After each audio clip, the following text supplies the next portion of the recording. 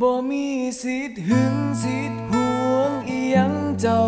ก็ย้อนว่าเฮาบ่แม่นคนในใจบ่มีสิทธิ์เว้าสิทธิ์ว่าหรือเครียดให้งอแงบ่ได้เจ้าบ่งอเจ้าบ่สนเจ้าบ่เคยสิแค่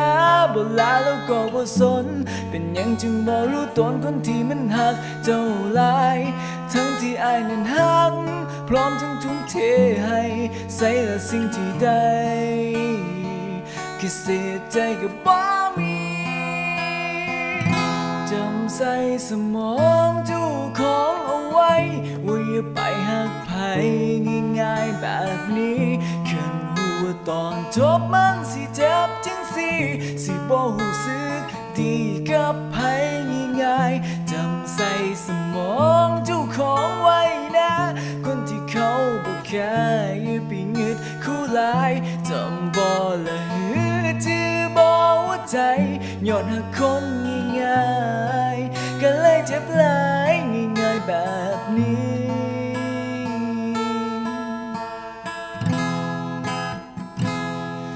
มีสิทธิ์แค่มองแต่จับต้องบ่ได้มีสิทธิ์เข้าใกล้แค่ระยะสายตามีสิทธิ์ซ้ำนี่ก็ดีคักแล้วล่ะผู้เจ้าของอยู่ว่าคนสิยืนมองใดแต่หาแล้วเธอก็เครียดและก็คิดน้อยใจแต่ว่ายังบ่ใจมันว่าไปก็ไร้ค่าได้เธอบอกเจ้าขอ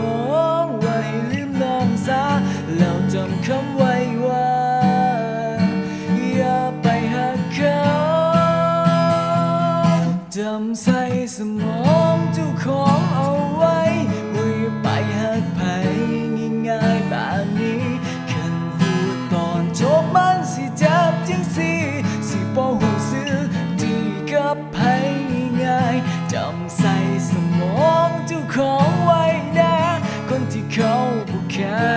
ไปงึดคู่หลายจำบ่ละหือจื้อบ่หัวใจ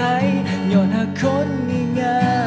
ยๆก็เลยเจ็บหลายง่ายๆแบบนี้